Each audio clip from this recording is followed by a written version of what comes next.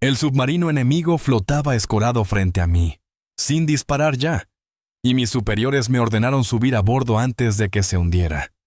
Sabía que dentro podían quedar explosivos activos, compartimentos inundándose, y hombres que habían intentado destruir todo rastro de sus equipos.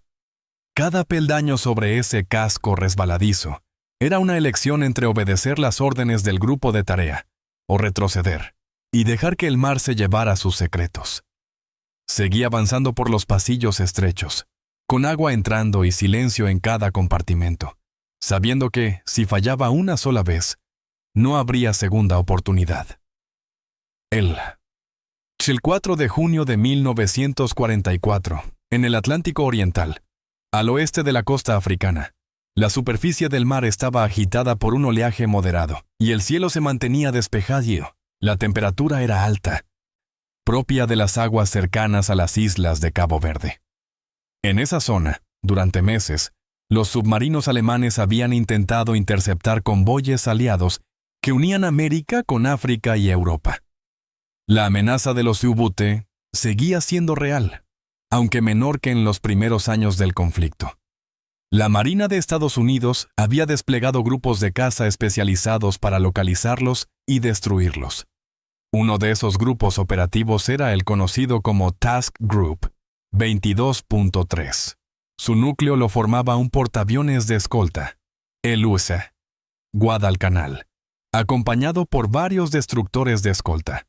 El objetivo de este grupo no era acompañar un convoy determinado, sino patrullar zonas críticas y buscar señales de actividad de submarinos enemigos. Entre esos buques iba también el USS Chatelain, uno de los destructores encargados de protección cercana y ataque antisubmarino. El conjunto se movía siguiendo patrones trazados por los analistas de inteligencia naval que combinaban información de radio, avistamientos y experiencia previa. Al frente del grupo se encontraba el capitán de navío, Daniel V. Gallery. Era un oficial con experiencia en aviación naval y operaciones antisubmarinas. Había seguido de cerca la evolución de la guerra en el Atlántico y conocía las dificultades de localizar y hundir submarinos en mar abierto. A diferencia de otros mandos, Gallery acariciaba además una idea poco común: no solo hundir un U-Boot, sino capturarlo en condiciones que permitieran examinar su interior. Sabía que en el interior de esos cascos metálicos no solo viajaban torpedos, sino también equipos, documentos y dispositivos cuyo valor podía ir más allá de una victoria táctica puntual.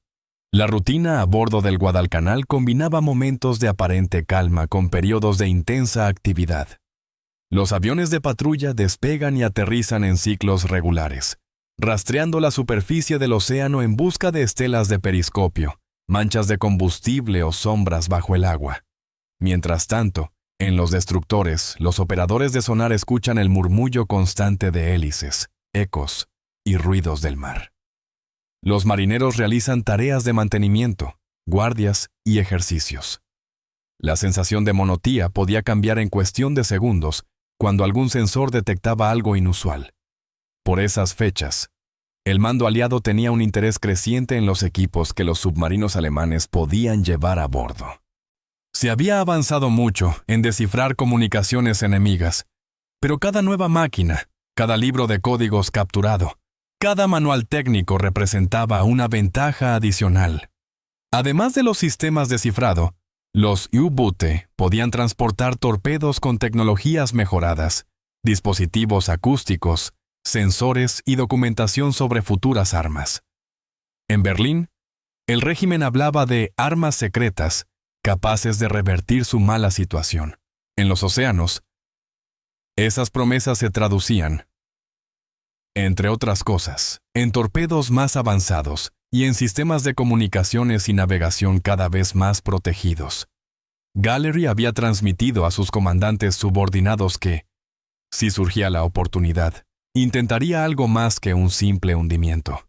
No se trataba de poner en peligro innecesario a sus hombres, pero sí de estar preparados para un escenario poco habitual: obligar a un submarino a salir a superficie, dejarlo inutilizado y abordarlo antes de que se hundiera o explotara. Esa posibilidad, aunque discutida, no disponía de un manual detallado. Las tripulaciones debían improvisar a partir de órdenes generales y entrenamiento básico en abordajes. La prioridad seguía siendo la seguridad del grupo operativo. En la madrugada y primeras horas del 4 de junio, el Task Group 22.3 continuaba su patrón de búsqueda. Los operadores de radar y sonar no detectaban nada fuera de lo normal. Los aviones lanzados desde el Guadalcanal se internaban en sectores asignados y regresaban tras completar sus recorridos. Para muchos a bordo, aquel podía haber sido otro día de patrulla sin contacto directo. La presencia del enemigo, sin embargo, no dependía de la percepción de los marineros sobre cubierta. En las profundidades cercanas, un submarino alemán, el U-505, se movía tratando de evitar el contacto. Su tripulación llevaba meses sometida a patrullas largas, agotadoras y cada vez más peligrosas. La presión antisubmarina aliada había aumentado, con más escuadrones de aviones, más escoltas y mejores sensores. La moral en muchos U-Boote no era la de los primeros años de la campaña del Atlántico. Aunque seguían representando una amenaza, el riesgo de ser cazados crecía con cada salida. Durante aquella jornada, un avión de patrulla del Guadalcanal detectó indicios de un posible submarino en inmersión. No era una imagen perfecta ni nítida, pero sí lo bastante sólida como para merecer una investigación. La información fue transmitida al grupo. Y el destructor de escolta, USS Chatelain, se dirigió hacia la zona indicada. Sus operadores de sonar se prepararon para un rastreo minucioso. Era el tipo de situación que transformaba la rutina en acción en minutos. Al aproximarse al área señalada, el Chatelain comenzó a describir círculos, lanzando impulsos de sonar al agua. Los ecos revelaron un contacto que no se correspondía con una simple roca o banco de peces. Las características sugerían un objeto grande, en movimiento lento, situado a cierta profundidad. Se dio la alarma de posible submarino. El proceso que se había ensayado en ejercicios pasaba ahora a ser aplicado en condiciones reales. Las órdenes fueron claras. Ataque con cargas de profundidad. El Chatelain lanzó varias andanadas de explosivos ajustados a profundidades determinadas. Bielas detonaciones sacudieron el casco del destructor y agitaron la superficie del mar. Cada explosión transmitía ondas de presión hacia las profundidades, con la intención de dañar el casco del submarino o forzarlo a emerger.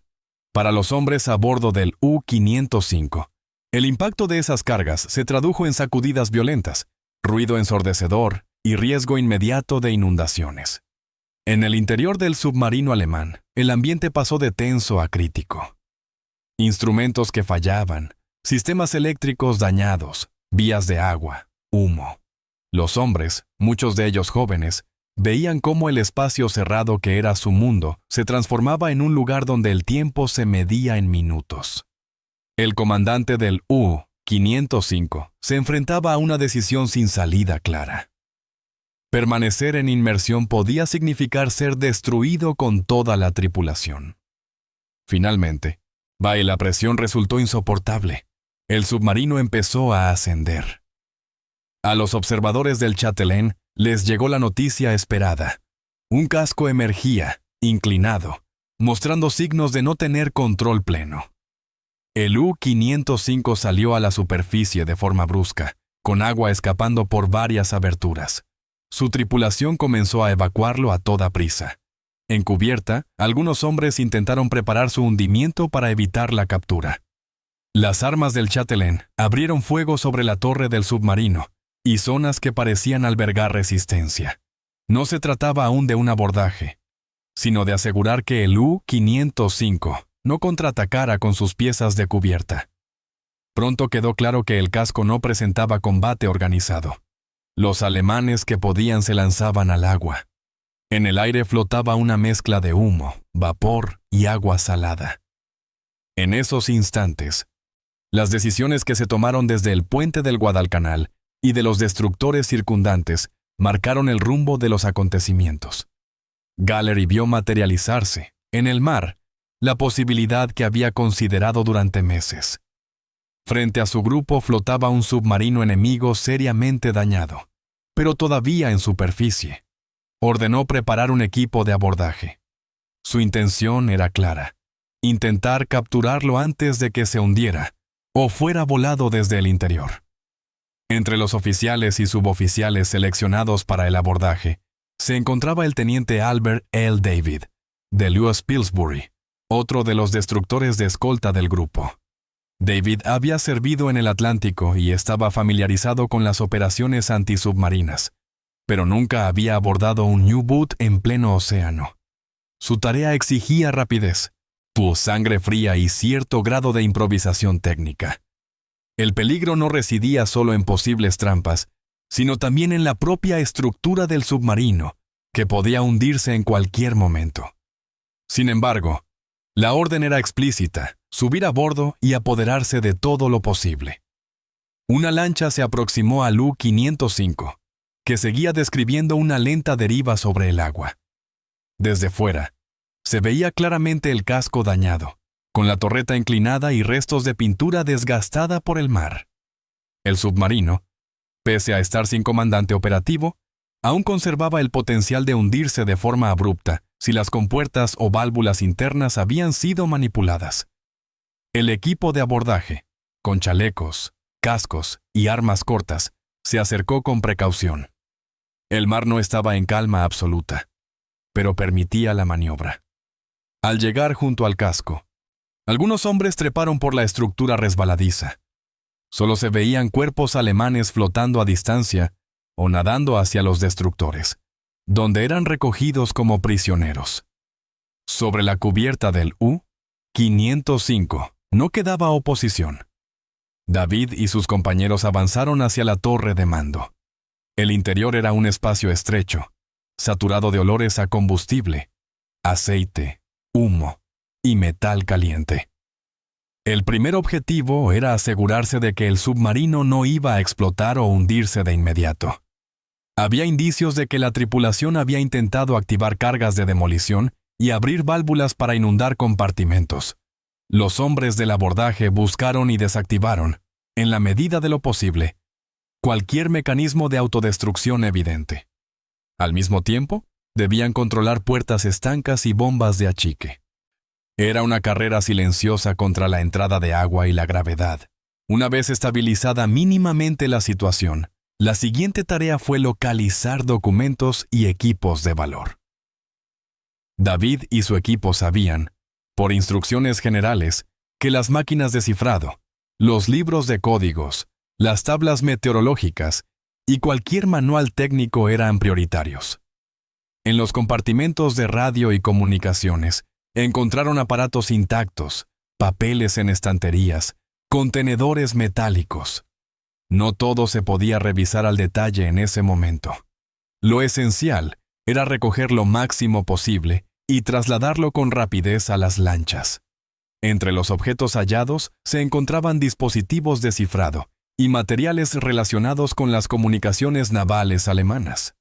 Dentro del mundo de la guerra submarina, esos equipos constituían una parte de lo que el régimen consideraba su arma secreta: la capacidad de golpear y desaparecer, apoyada en sistemas de comunicación seguros y torpedos avanzados.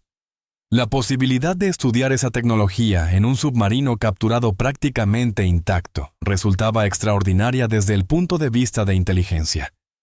Cada documento, cada aparato, representaba potencialmente una ventana a la forma en que la Kriegsmarine coordinaba sus operaciones.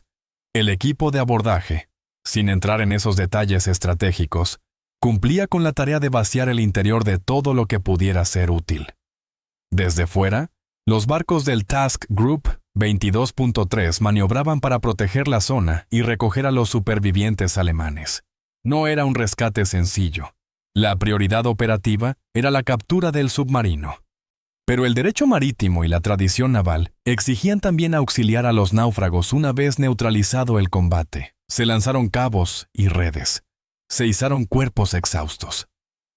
Para muchos marineros, era la primera vez que veían a sus enemigos tan cerca, sin uniforme seco ni armas, solo como hombres agotados en el mar. A bordo del U-505, el tiempo seguía siendo un factor crítico. Aunque se habían desactivado algunos sistemas de demolición y controlado ciertas vías de agua, el submarino no estaba en condiciones de navegar por sus propios medios. Se decidió remolcarlo.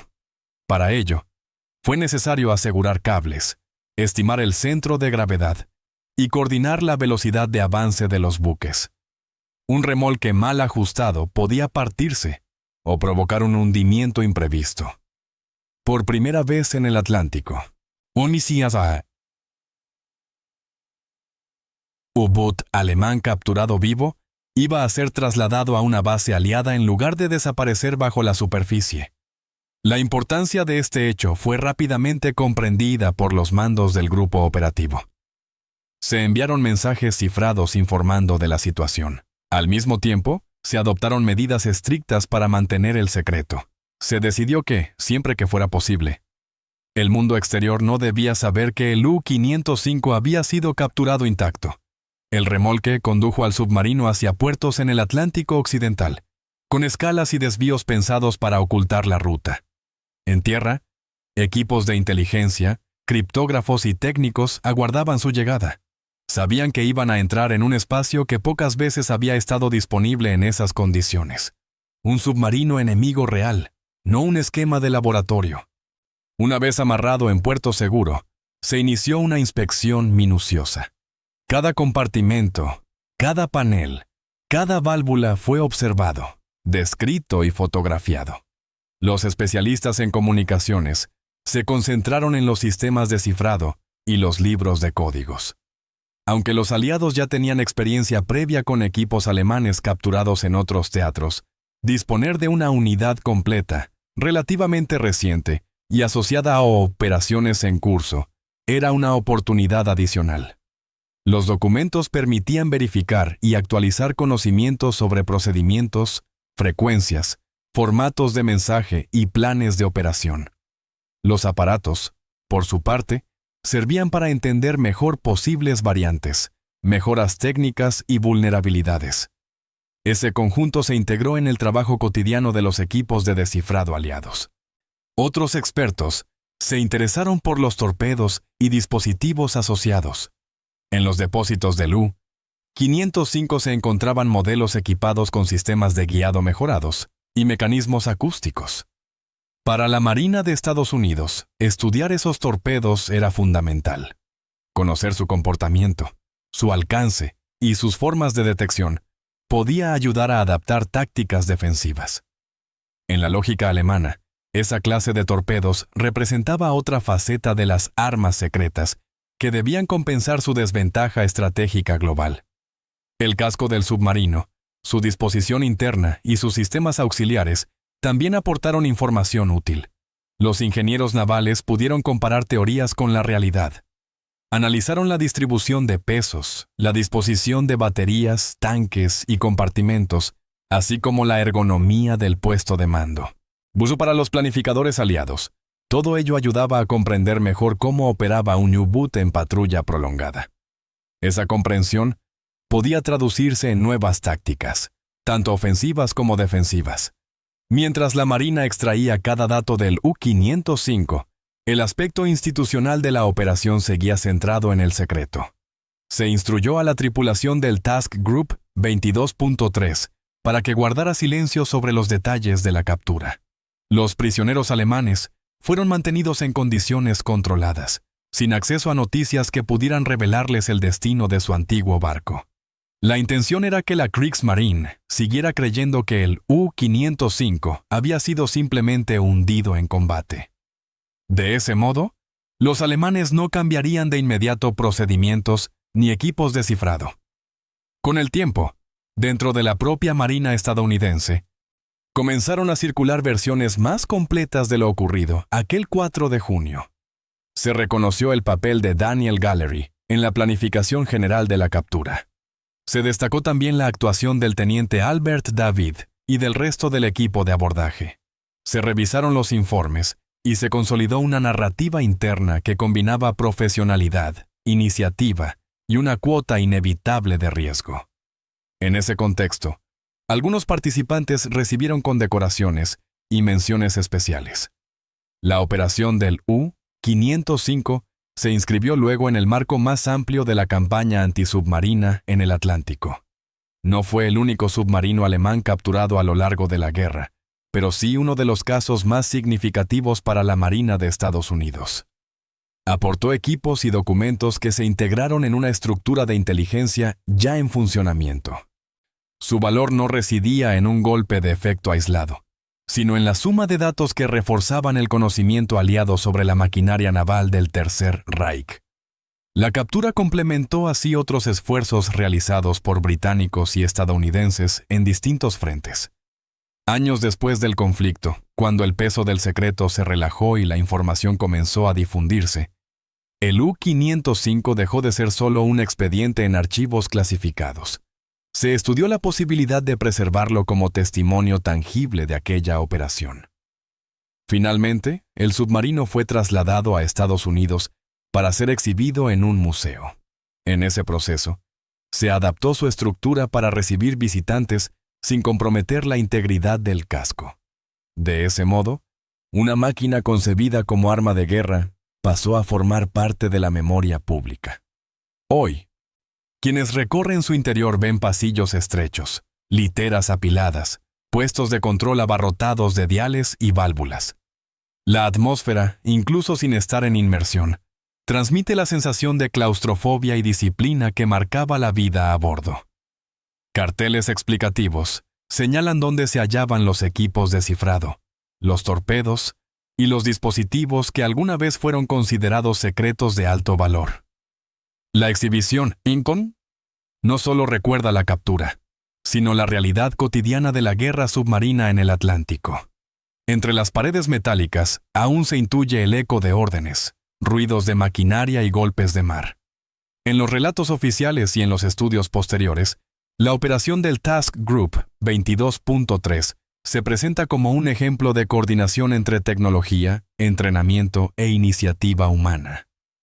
Los aviones de patrulla, los sonares del Chatelain, las decisiones en el puente del Guadalcanal y el valor del equipo de abordaje convergieron durante unas horas en un punto del Atlántico.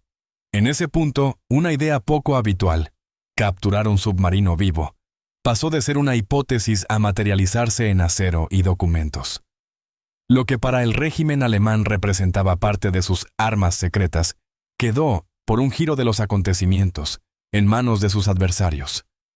La guerra siguió su curso en muchos otros frentes, pero aquella jornada dejó una huella precisa en la historia naval del conflicto. Con el paso del tiempo, los protagonistas directos fueron desapareciendo.